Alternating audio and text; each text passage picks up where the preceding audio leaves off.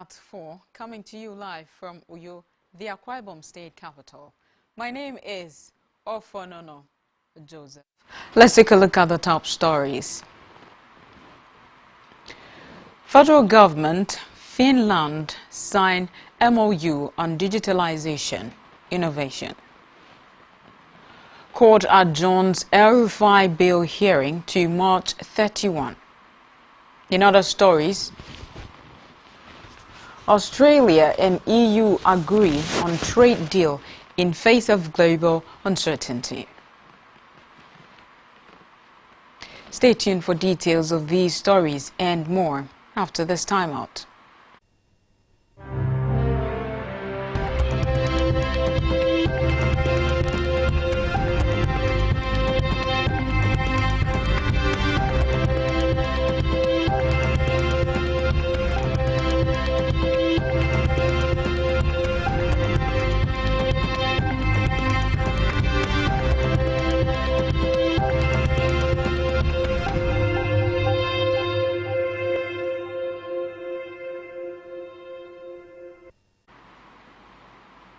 Good afternoon and welcome to the news at 4.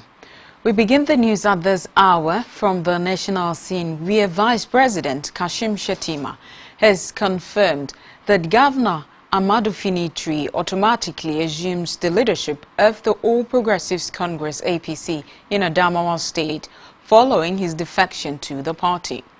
The clarification came during a reception in Yola, where Finitri was formally welcomed into the APC.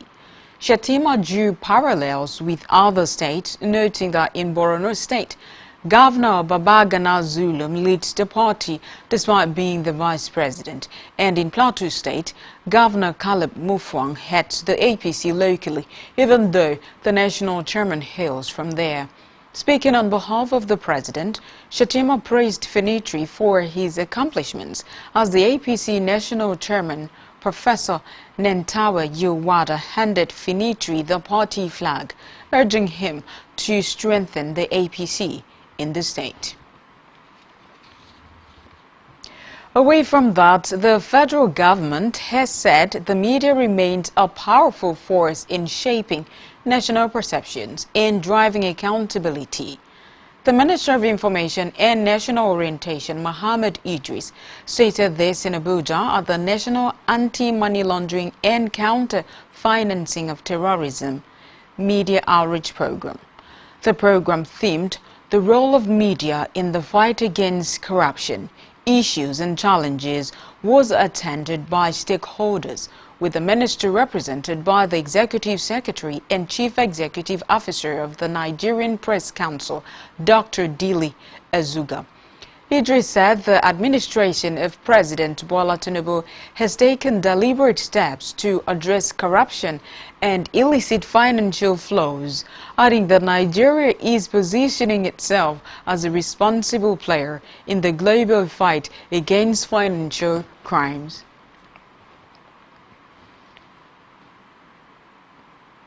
Meanwhile, Nigeria and Finland have signed a memorandum of understanding on digitalization and innovation to deepen bilateral cooperation in the digital sector. A statement issued today by the Embassy of Finland in Nigeria through its press and communications officer, Maria Ruxkanen, said the agreement was signed in Abuja by Nigeria's Minister of Communications, Innovation and Digital Economy, Bosun Tijani, and Finland's Under-Secretary of State for International Trade, Jano Srijala. The statement noted that the MOU establishes a framework for collaboration in areas including digital government, emerging technologies, cybersecurity, digital public infrastructure, innovation ecosystems, and capacity building. Both countries said the partnership is aimed at leveraging digital transformation to drive economic growth, improve public service delivery, and promote inclusive innovation. On judicial matters, a federal high court sitting in Kaduna State has adjourned proceedings on the bail application of former Governor Nasser El-Rufai to March 31st, 2026. The decision followed today's hearing, during which legal arguments were presented by both the prosecution and the defense. At the court session, counsel to the defendant, Ukbonakman, urged the court to grant his client bail, citing constitutional rights and the need to allow the former governor adequate time to prepare his defense. However, the prosecution opposed the application, arguing that the charges against El-Rufai are serious and that granting bail could interfere with ongoing investigations. The former Kaduna State Governor was arraigned by the ICPC over charges related to alleged corruption and abuse of office. In a separate development, the Economic and Financial Crimes Commission (EFCC) has marked an Abuja property linked to former Attorney General of the Federation, Abubakar Malami's son, saying the action followed a valid interim forfeiture order granted by a court. The Commission's spokesman, Dele Oyewale, stated this in an interview with newsmen, noting that the action was a normal law enforcement procedure. Oyewale said the marking of the property was meant to notify members of the public about its status following a forfeiture order. The EFCC spokesman also dismissed claims that operatives raided the property, insisting that the Commission only carried out enforcement of a court order. In another development, the National Emergency Management Agency (NEMA) has received 708 stranded Nigerians from Niamey, the Niger Republic. The head of operations, NEMA Kano office, Dr. Noura Abdullahi, made this known while briefing newsmen shortly after receiving the returnees at the Aminu Kano International Airport in Kano for profiling. The returnees comprised 292 male adults and children, 416 female adults and children from different parts of Nigeria, particularly Katsina, Kano, Jigawa, Benue, Borno, Yobe, Zamfara, Kaduna, Kogi, and Niger states. Abdullahi said the returnees were brought back by the Ministry of Foreign Affairs. He advised the general public and Nigerian youths to avoid endangering their lives by traveling to seek greener pastures in other countries.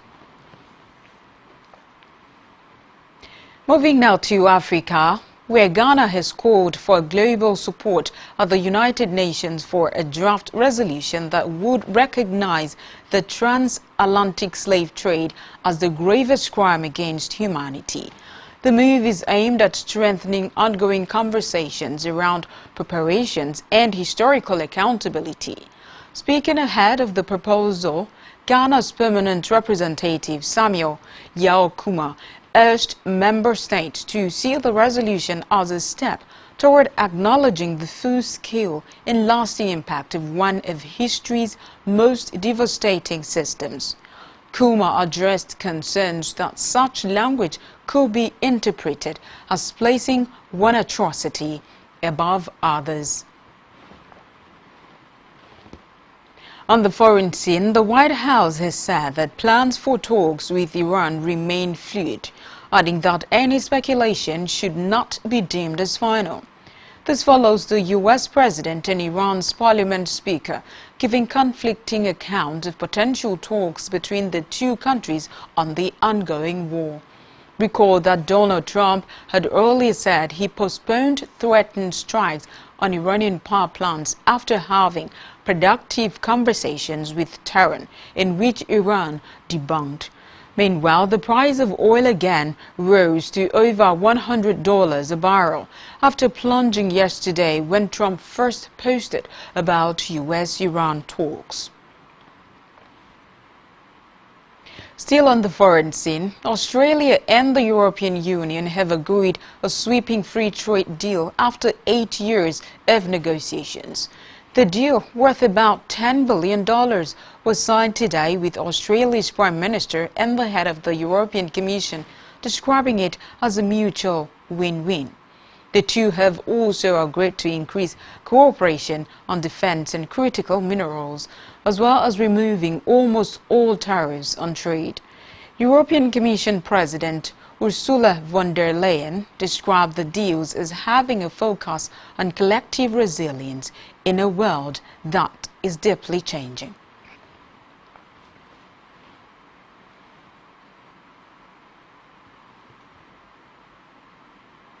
Still to come in the news. Paris Saint-Germain requests to move league match before Liverpool tie. Stay tuned for details of these stories and more after this short break.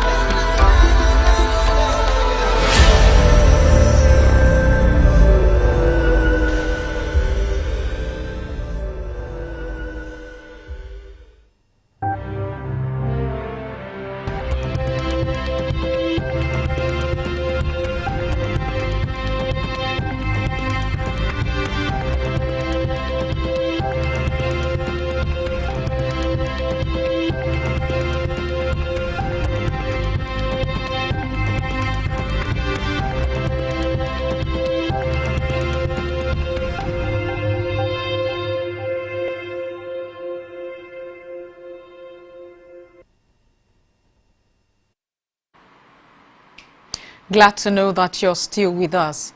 Welcome back. Now let's continue with the rest of our news stories.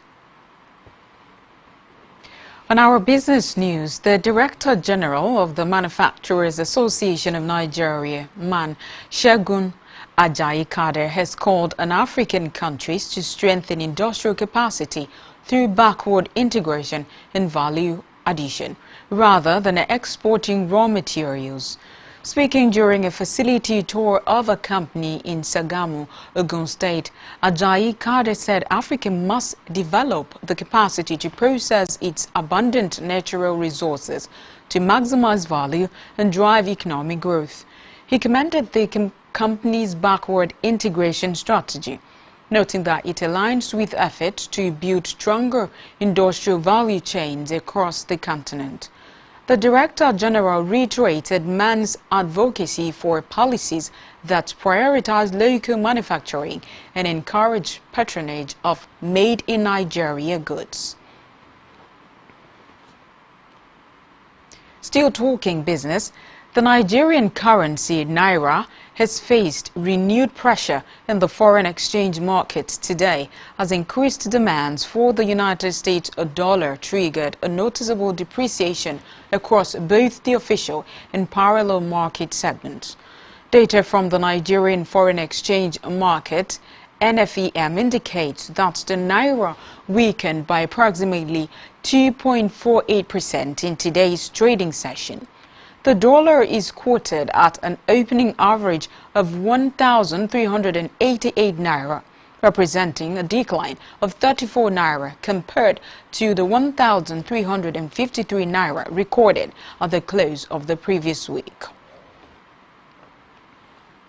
Moving now to health, the federal government has been urged to intervene urgently and increase investment in Nigeria's health sector to prevent its further deterioration due to inadequate funding.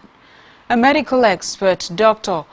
Oluwatamilore Adeyemi, made the call in Abeokuta, Ogun State during a medical outreach program that benefited over 200 residents. Speaking with journalists, Adeyemi expressed concern that the country's health system was gradually rotting away because of insufficient funding, lack of equipment, and poor welfare for health workers. She stressed that both the federal and state governments must prioritize the health sector during budget planning by allocating more resources to hospitals and medical facilities. In the world of sports, Paris Saint-Germain (PSG) have asked to postpone their Ligue 1 game against title rivals Lens, which is sandwiched between the two legs of their Champions League quarter-final against Liverpool.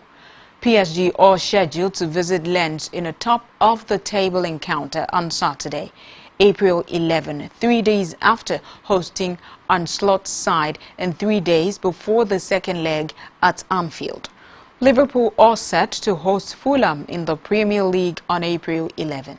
In response to PSG's postponement request to France's Ligue de Football Professionnel (LFP), Lens, who are chasing a first league title since 1998, issued a statement saying they are strongly against the troubling sentiment if the fixture was moved to a later date.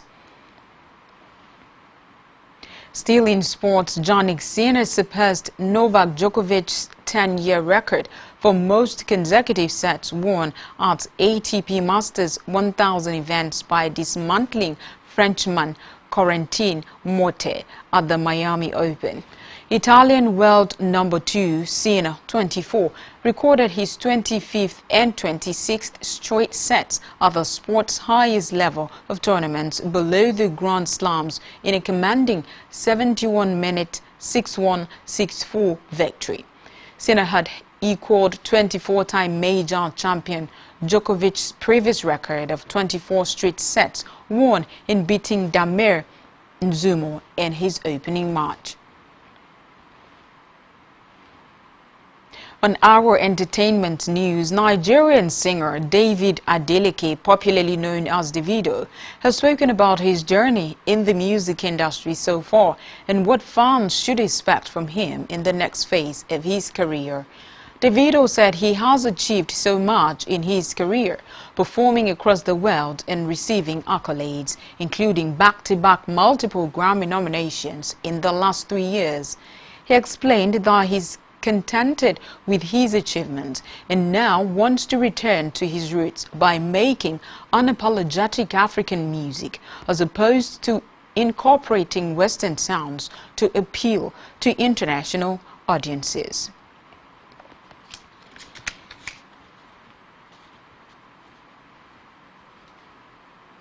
And that's all we have for you at this time.